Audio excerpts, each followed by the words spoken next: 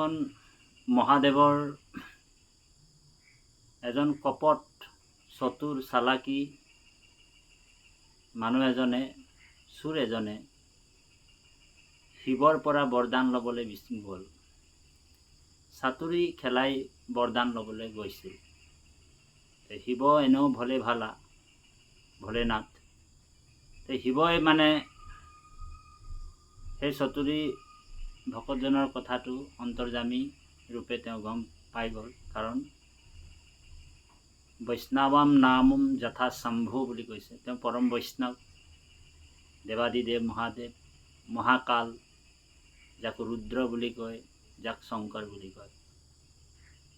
আৰু সেই চুৰটোৰ কথাটো কপটভাৱে তৃষ্ণাৰে তেওঁ শিৱৰ ওচৰত আহিল, মহাদেৱৰ ওচৰত আহিল। মহাদেৱে চাদৰ এটা পাৰি মাত্ৰ কেইটামান চাউল তাতে ৰাখি দিলে। তেতিয়া চুৰটোৱে কৈছে, মনত ভাৱ ল'লে যে এই শিৱই বোলে এই কেইটামানে চাউল দিছে।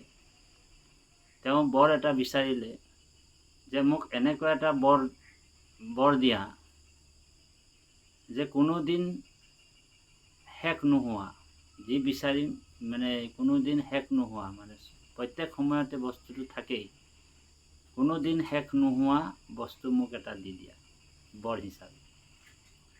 তেতিয়া শিৱই চাদৰ এটা পাৰি চাউল দুটামান ৰাখি দিলে।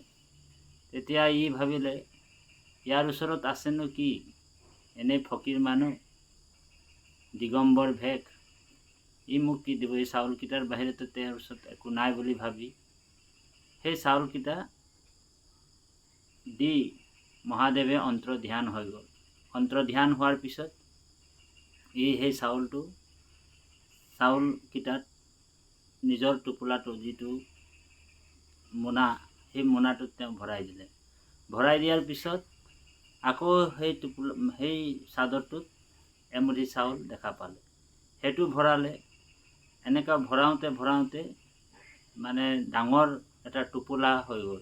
তেওঁ ভাবিলে যে যিহেতু এতিয়া ডাঙৰ টোপোলা হৈ গ'ল, তেওঁ একদম ৰাতি মূৰত লৈ উঠাই ঘৰৰ দুৱাৰ খটখটাইছে, মাইকী মানুহ ওলাই আহিছে। যেতিয়া মাইকী মানুহক কৈছে নিজৰ মানুহজনীক যে মই এটা ডাঙৰ বস্তু লৈ আহিছোঁ, যিটো কোনোদিন শেষ নহয়। তেতিয়া মানুহজনীৰ আগত সেই টোপোলাটো নমোৱাৰ লগে লগে আৰু মাথা এটা টোপোলা হৈ গ'ল। তাৰপিছত ইটো নমোৱাৰ পিছত আৰু এটা মাথাত টোপোলা হৈ গ'ল। এতিয়া বহুত মুচিবত হৈ গ'ল, বহুত ডাঙৰ সমস্যা হ'ল। যে ভাবিছে ইটোতো বোলে মূৰত বোলে মোৰ এতিয়া বোজা হ'ল, এতিয়া মই শুম কেনেকৈ, এনেকুৱা বুলি কওঁতে মানুহজনে কৈছে যে তুমি টোপোলাটোৰ সৈতে তুমি এতিয়া শুই যোৱা। যেতিয়া শুই গ'ল তেতিয়া ই অলপ আৰাম পালে। আৰাম পোৱাৰ পিছত তেওঁ কৈছে যে মানুহজনীক যে মোক এতিয়া ভোক লাগিছে, কিবা এটা খাব লাগিব। তেতিয়া সেই চাউলৰ বাহিৰেতো একো নাই, সেই টোপোলাটো খুলিয়ে মানুহজনী ৰন্ধন কৰিলে। ৰন্ধন কৰি যেতিয়াই চাউলটো বাচনৰ লগত নমাইছে, আকৌ এটা বাচন চৌকাটোত আহি গ'ল। সেই মানুহজনে কৈছে যে মোক সেই এগৰাহ বোলে ভাত খুৱাই দিয়া। ভাত গৰা মানুহজনীয়ে খুৱাবলৈ লওঁতে এগৰাহ খুৱাইছে আৰু আন এগৰাহ হৈ গৈছে। তেতিয়া সি লগে লগে মানে ভাত খাই তেনেকৈ মানুহজন মৰি থাকিল।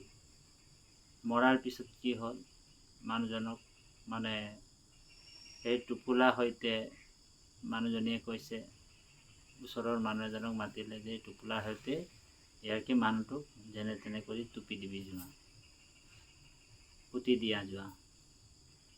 তাৰপিছত সেই মানুহজনৰ টোপোলাটোৰ লগতে উঠাই এজন মানুহে যেনে তেনে কৰি লৈ গ'ল জংঘলত, কোৰ চোৰ মাৰি মানে পুতিবলৈ গ'ল। যাহাই তাক মানে পুতিবলৈ লৈছিল, তেতিয়াই কি হ'ল, মানে তাৰ কান্ধৰ পৰা মানুহজনক পেলাই আৰু এটা হৈ যায়।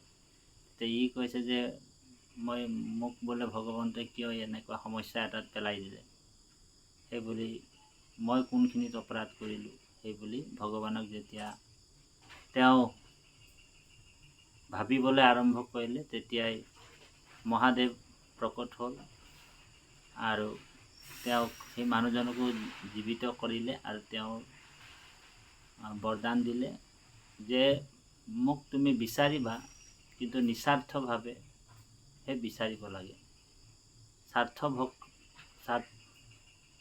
স্বাৰ্থপৰ ভক্ত মই বেয়া পাওঁ। সেইকাৰণে এই কাহিনীটোৰ যোগেদি আমি এটা কথা গম পাব লাগে, বুজিব লাগিব যে আমি ঈশ্বৰক বা ভগৱানক বিচাৰিলেও আমি নিস্বাৰ্থ, নিৰ্মোহ আৰু নিষ্কাম ভক্তি কৰিব লাগিব। গতিকে ৰাৱণে মহাদেৱক কামনা কৰি ভক্তি কৰিছিলে, সেইকাৰণে তেওঁৰ সোণৰ লংকা লগতে গোটেই ৰাৱণৰ বংশটো পৰম ব্ৰহ্মস্বৰূপে ৰাম আহি বিনাশ কৰিলে। গতিকে ইয়াৰ পৰা আমি এটাই কথা বুজিব লাগিব, ঈশ্বৰৰ ভক্তিটো আমি নিষ্কাম, নিষ্প্ৰিয়া আৰু নিৰ্মোহ কৰিব লাগে। গতিকে